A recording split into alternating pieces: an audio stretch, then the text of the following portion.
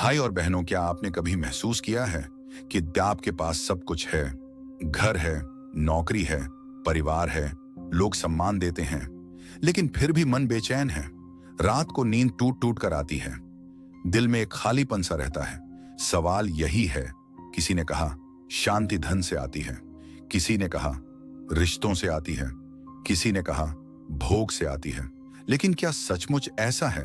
भगवत गीता हमें बताती है सच्ची शांति बाहर नहीं, भीतर है। और जब तक हम यह नहीं समझते, तब तक चाहे पूरी दुनिया भी जीत लें, मन बेचैन ही रहेगा। कल्पना कीजिए, महाभारत का युद्ध क्षेत्र, चारों ओर शंख बज रहे हैं, सेनाएं सज चुकी हैं, धूल और धुआं हवा में घुला है, हर योद्धा जीत की आग में जल रहा है। लेकिन बीच में खड़ा अर्जुन, उसके हाथ कांप रहे हैं, धनुष हाथ से छूटने को है। दिल में सिर्फ एक सवाल, हे केशव, मुझे शांति कहां मिलेगी? श्री कृष्ण मुस्कुराते हैं और कहते हैं, अर्जुन, शांति बाहर देखकर नहीं मिलती। शांति मिलती है जब मन भगवान से जुड़ता है, जब तू आसक्ति और मोह से ऊपर उठ जाता है, जब तू कर्म करता है लेकिन फल की चिंता छोड़ देता है। दोस्तों, सोचिए, क्या हमारी स्थिति अर्जुन जैसी नहीं है? हम भी जीवन के रणभूमि में खड़े हैं, कभी नौकरी का तनाव, कभी रिश्तों की उलझन, कभी धन का लोभ, कभी समाज का दबाव। हर तरफ युद्ध है और मन पूछता है, मुझे चैन कहां मिलेगा, शांति कहां मिलेगी? भगवान कहते हैं, हे अर्जुन, जो मनुष्य आसक्ति छोड़कर केवल कर्तव्य करता है, उसे ही शांति मिलती है। यानी हम काम करें लेकिन फल की चिंता ना करें, हम रिश्ते निभाएं लेकिन स्वार्थ से नहीं, प्रेम से। हम दौड़ें लेकिन केवल धन के पीछे नहीं, बल्कि आत्मा की शांति के लिए। मान लीजिए, एक इंसान दिन रात काम करता है, पैसा आता है, गाड़ी बदलता है, घर बदलता है, लेकिन उसका मन बदलता नहीं। उसका चेहरा थका हुआ है, आंखें खाली हैं। दूसरी ओर एक साधारण किसान है, सुबह खेत जाता है, शाम को घर लौटता है, परिवार के साथ बैठकर रोटी खाता है। उसके पास लाखों नहीं है, लेकिन उसके चेहरे पर मुस्कान है। क्यों? क्योंकि किसान आसक्ति से मुक्त है, वह कर्तव्य करता है और ईश्वर पर भरोसा करता है। यही गीता का संदेश है, आसक्ति छोड़ो, ईश्वर से जुड़ो, यही शांति है। अर्जुन कहता है, हे माधव, मन तो चंचल है, कभी इधर भागता है, कभी उधर भागता है। इसको रोकना तो हवा को रोकने जैसा है। तो शांति कैसे मिलेगी? श्री कृष्ण उत्तर देते हैं, हां अर्जुन, मन बड़ा चंचल है, लेकिन अभ्यास और वैराग्य से इसे वश में किया जा सकता है। यानी मन को शांत करने के लिए दो साधन हैं, अभ्यास, मेडिटेशन, साधना, प्रार्थना, और वैराग्य, डिटैचमेंट, मोह माया से दूरी। अगर आप हर दिन 10 मिनट ध्यान में बैठें, 10 मिनट ईश्वर का नाम लें, तो धीरे धीरे मन शांत होगा। अगर आप मोह माया से थोड़ा सा भी अलग होना सीख लें, जैसे सोशल मीडिया की तुलना, दूसरों की सफलता देखकर जलन, हर समय पैसा पैसा सोचने की आदत, अगर इन्हें छोड़ना शुरू करें, तो भीतर शांति का बीज अंकुरित होगा। भगवान कहते हैं, जो मनुष्य मेरा भक्त है, जो मुझे अर्पण करता है, जो मुझे सबसे ऊपर मानता है, वह शांति को प्राप्त करता है। यानी भक्ति के बिना शांति अधूरी है। क्योंकि जब मनुष्य भगवान से जुड़ता है, तो उसे दुनिया की बातें परेशान नहीं करती। मीरा के पास न सिंहासन था, न धन दौलत, लेकिन उसके पास कृष्ण थे, और इसलिए मीरा की आंखों में अनोखी शांति थी। वह जेल में भी गईं, जहर का प्याला भी पिया, लेकिन उनके चेहरे पर मुस्कान बनी रही, क्योंकि उनका मन कृष्ण से जुड़ा था। यही शांति है, जब बाहरी तूफान भी भीतरी सागर को विचलित न कर सके। दोस्तों, अगर आप सचमुच शांति चाहते हैं, तो गीता के 3 सूत्र याद रखिए। आसक्ति छोड़ो, काम करो, लेकिन फल की चिंता मत करो। अभ्यास और वैराग्य, ध्यान, साधना और मोह माया से दूरी। भक्ति आन, भगवान को सबसे ऊपर मानो, उनके चरणों में मन लगाओ। यही वह मार्ग है जहां से गुजरकर मनुष्य को सच्ची शांति मिलती है। तो अब सवाल यह नहीं कि शांति कहां मिलेगी, बल्कि सवाल यह है कि मैं कब अपने भीतर झांकना शुरू करूंगा। क्योंकि शांति न बाहर है, न धन में है, न रिश्तों के जाल में है। शांति तो आपके भीतर बैठी है, बस उसे पहचानना है। दोस्तों, जरा सोचिए, कभी आपने ऐसा अनुभव किया है कि जब तक कोई चीज नहीं मिली, मन बेचैन रहा? फिर जैसे ही वो चीज मिली, थोड़ा चैन मिला, लेकिन जल्द ही कोई नई इच्छा उठ खड़ी हुई। यही है इच्छाओं का खेल। इच्छा कभी समाप्त नहीं होती। एक इच्छा पूरी होते ही दूसरी इच्छा जन्म ले लेती है। भगवत गीता कहती है, इच्छाओं की पूर्ति से शांति नहीं मिलती, बल्कि इच्छाओं का त्याग करने से शांति मिलती है। एक बच्चा खिलौना मांगता है, माता पिता दिला देते हैं। बच्चा कुछ समय खुश रहता है, फिर नया खिलौना देख लेता है। अब पुराने खिलौने में मजा नहीं आता। क्या हम बड़े होकर भी वही बच्चे नहीं बन गए हैं? बस खिलौनों के नाम बदल गए। अब वो खिलौने हैं गाड़ी, मोबाइल, नौकरी, प्रमोशन, शोहरत। पर शांति कहाँ है? शांति तो छुपी है इच्छाओं को नियंत्रित करने में। भगवान कृष्ण ने अर्जुन से कहा, हे पार्थ, तेरा कर्तव्य है कि तू युद्ध करे। कर्तव्य से भागना अशांति है। कर्तव्य निभाना ही सच्ची शांति देता है। आज हम भी कई बार सोचते हैं, अगर मैं जिम्मेदारी से भाग जाऊं तो शांति मिल जाएगी। लेकिन सच तो यह है, भागने से सिर्फ अपराध बोध मिलेगा, शांति नहीं। एक पिता अपने परिवार की जिम्मेदारी से भाग जाए, शायद वह सोच ले कि अब तनाव कम हो गया, लेकिन अंदर से उसका दिल कभी चैन नहीं पाएगा। दूसरी ओर वही पिता अगर ईमानदारी से कर्तव्य निभाए तो थकान जरूर होगी, लेकिन रात को तकिए पर सिर रखते ही गहरी नींद आएगी। यानी कर्तव्य से शांति जन्म लेती है। आज की दुनिया में सबसे बड़ी बीमारी है तुलना। वो क्या पहन रहा है, उसकी सैलरी कितनी है, उसकी गाड़ी मुझसे बड़ी क्यों है, उसका घर इतना शानदार क्यों है। यह तुलना भीतर का चैन छीन लेती है। गीता कहती है, जो व्यक्ति दूसरों की तुलना छोड़ देता है वह सच्ची शांति को प्राप्त करता है। एक छात्र हमेशा अपने दोस्त से तुलना करता है। अगर दोस्त 90% लाता है तो यह सोचता है कि मैंने सिर्फ 80% क्यों लाए, और उस जलन में शांति खो देता है। लेकिन वही छात्र अगर सोचे, मैंने अपनी मेहनत से अच्छा किया है, बाकी भगवान पर छोड़ दिया, तो उसका मन हल्का हो जाएगा। शांति तुलना छोड़ने में है, स्वयं को स्वीकार करने में है। श्री कृष्ण कहते हैं, हे अर्जुन, जो योगी है वही शांति पाता है। भोग से शांति नहीं मिलती, भोग से सिर्फ क्षणिक सुख मिलता है। आज हम देखते हैं, लोग सोचते हैं कि मौज मस्ती, पार्टियां या नशे में डूब जाना ही शांति है। लेकिन क्या यह सचमुच शांति है? नहीं, यह तो सिर्फ कुछ समय के लिए भागना है। योग क्या है? योग है अपने भीतर से जुड़ना, योग है भगवान से जुड़ना, योग है मन और आत्मा को एक करना। एक इंसान रोज सुबह 20 मिनट ध्यान करता है, उसका चेहरा चमकता है। उसके पास करोड़ों ना हो, लेकिन उसके मन में स्थिरता है, क्योंकि वह भीतर जुड़ा है। याद रखिए, शांति योग में है, भोग में नहीं। कितनी बार होता है कि हम किसी की गलती को दिल में दबाए रखते हैं, किसी का धोखा, किसी का अपमान, किसी की चोट, वर्षों तक हम उसे ढोते रहते हैं। लेकिन सोचिए, क्या इससे सामने वाले को तकलीफ होती है या हमें? गीता कहती है, जो क्षमा करता है वही शांत होता है। एक महिला अपने पति की पुरानी गलती को 15 साल तक दिल में रखती है। हर बार झगड़े में उसे दोहराती है। नतीजा, न वो खुश न उसका परिवार। दूसरी ओर वही महिला अगर क्षमा करना सीख ले तो उसका मन हल्का हो जाएगा और घर में शांति लौट आएगी। क्षमा करना आसान नहीं है, लेकिन यह असली मुक्ति है। यही भीतर की शांति का दरवाजा है। अर्जुन युद्ध भूमि में मृत्यु देखकर डर रहा था। श्री कृष्ण ने कहा, हे अर्जुन, आत्मा न जन्म लेती है न मरती है। जो मरता है वह सिर्फ शरीर है, आत्मा अमर है। आज भी हम सबसे अधिक अशांत किस वजह से हैं? मृत्यु का भय। सोचते हैं, अगर मैं मर गया तो, अगर अपनों को खो दिया तो, अगर सब छिन गया तो। लेकिन जो आत्मा की अमरता को समझ लेता है, उसके लिए मृत्यु भय का कारण नहीं रहती। उसका मन शांत हो जाता है। एक संत अपने अंतिम समय में मुस्कुराते हुए बोले, मैं नहीं मर रहा, मैं सिर्फ वस्त्र बदल रहा हूं। यही दृष्टि हमें भी अपनानी होगी, तभी सच्ची शांति संभव है।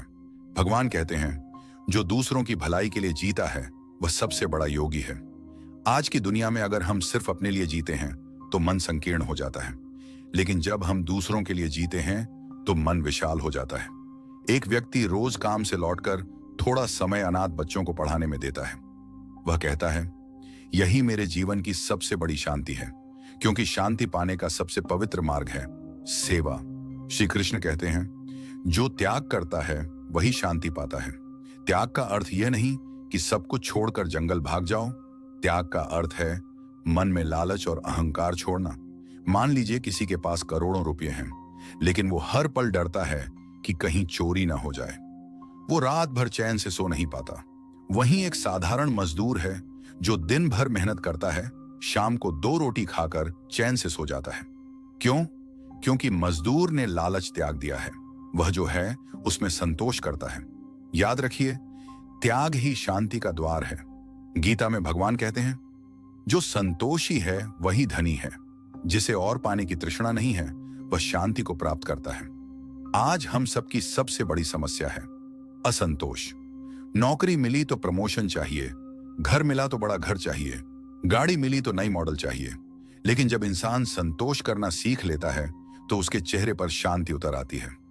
गांव की एक बूढ़ी अम्मा फटे पुराने घर में रहती थी, लेकिन जब भी कोई उससे पूछता, अम्मा कैसी हो, तो वह मुस्कुराकर कहती, बिल्कुल राजाओं जैसी। वो गरीब थी, लेकिन उसके भीतर संतोष था, और वही संतोष उसकी सबसे बड़ी शांति थी। श्री कृष्ण अर्जुन से कहते हैं, मन को नियंत्रित करने के लिए ध्यान सबसे श्रेष्ठ साधन है। ध्यान में बैठने वाला धीरे धीरे परम शांति को प्राप्त करता है। ध्यान का अर्थ है मन को बाहर से खींचकर भीतर लाना। सोचिए, हमारा मन हर पल बाहर भागता है। ये करना है, वो पाना है, ये खो गया, वो छूट गया। ध्यान में हम उस भाग दौड़ से मन को रोककर अंदर की शांति सुनते हैं। एक व्यस्त व्यापारी रोज 15 मिनट ध्यान करने लगा। धीरे धीरे उसके गुस्से की आदत कम होने लगी। उसके परिवार ने कहा, तुम्हारा चेहरा अब बदल गया है। पहले तनाव भरा रहता था, अब शांत है। यानी ध्यान से भीतर का संगीत सुनाई देने लगता है, और वही असली शांति है। भगवान कहते हैं, जो भक्त भाव से मेरा स्मरण करता है वही मुझे प्रिय है। भक्ति से ही शांति आती है। भक्ति का अर्थ है भगवान को अपना मानना, उनसे बातें करना, उन पर भरोसा करना। मीरा ने सब कुछ त्याग दिया, राजमहल, वैभव, नाम दाम, लेकिन कृष्ण के चरणों में लीन हो गई। लोग कहते थे ये पागल हो गई है, लेकिन सच तो यह था कि मीरा ने वही पाया जो लोग जीवन भर खोजते रहे, शांति। गीता हमें यह भी सिखाती है कि कभी कभी शांति शब्दों में नहीं, मौन में छिपी होती है। हम दिन भर बोलते हैं, कभी जरूरत से ज्यादा, कभी गुस्से में, कभी उलझनों में, और फिर वही शब्द हमें पछतावा और अशांति देते हैं। लेकिन जब हम मौन का अभ्यास करते हैं तो मन शांत होने लगता है। एक साधु हफ्ते में एक दिन मौन रखते थे। लोग पूछते, महाराज आप मौन क्यों रखते हैं? वो मुस्कुराकर कहते, जब मैं चुप रहता हूं तभी भीतर की आवाज सुनाई देती है। यानी मौन भीतर की शांति का द्वार है। श्री कृष्ण ने कहा, सत्य ही धर्म है और सत्य से ही शांति आती है। झूठ बोलने वाला इंसान चाहे बाहर कितना भी सफल दिखे, भीतर हमेशा डरता रहता है। लेकिन सत्य बोलने वाला इंसान भले अस्थायी कठिनाई झेले, पर भीतर गहरी शांति महसूस करता है। एक व्यापारी कर चोरी करता था, बाहर से अमीर था, लेकिन हर रात डरता था कि पकड़ा ना जाऊं। दूसरी ओर एक ईमानदार दुकानदार था। उसकी दुकान छोटी थी, लेकिन वह चैन से सोता था। सच यही है, सत्य ही शांति है। शांति का एक और रहस्य है समय को स्वीकार करना। जो समय से लड़ता है वो कभी शांत नहीं रह सकता, लेकिन जो समय को गुरु मान लेता है उसका मन स्थिर हो जाता है। एक किसान बारिश का इंतजार करता रहा। बारिश देर से आई, फसल आधी बर्बाद हो गई। वह दुखी हुआ, लेकिन भगवान पर विश्वास रखकर बोला, शायद अगले साल बेहतर होगा। वह निराश नहीं हुआ। यही समय को स्वीकार करना है, और यही शांति का मार्ग है। भगवान श्री कृष्ण कहते हैं, हे अर्जुन, जिसके भीतर स्नेह है उसका मन स्वाभाविक रूप से शांत होता है। स्नेह का मतलब केवल रिश्तों का प्रेम नहीं, बल्कि हर जीव के प्रति करुणा। पेड़ पौधों से, जानवरों से, यहां तक कि दुश्मनों तक से। गांव का एक साधु रोज मंदिर में दीप जलाता था। कभी किसी ने पूछा, आप इतने गरीब हैं फिर भी रोज घी खर्च करते हो, क्यों?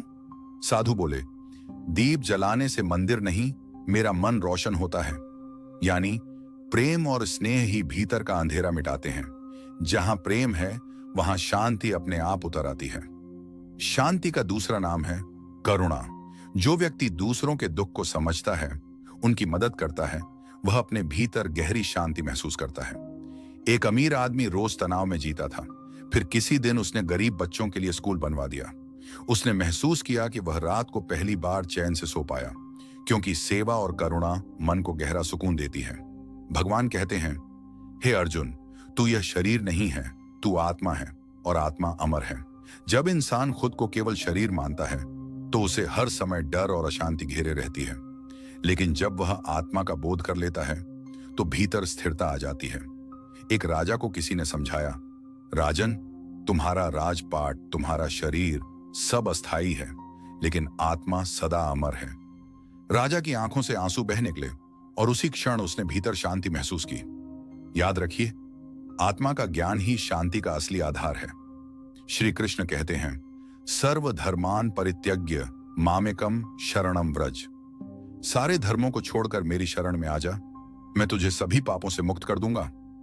शरणागति का अर्थ है ईश्वर को जीवन की डोर सौंप देना।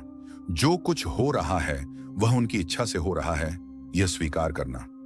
एक महिला अपने जीवन में हर तरफ दुख झेल रही थी, बीमारी, गरीबी, अपनों का धोखा। आखिर में उसने भगवान के सामने रोते हुए कहा, हे प्रभु, अब सब आप पर छोड़ती हूं।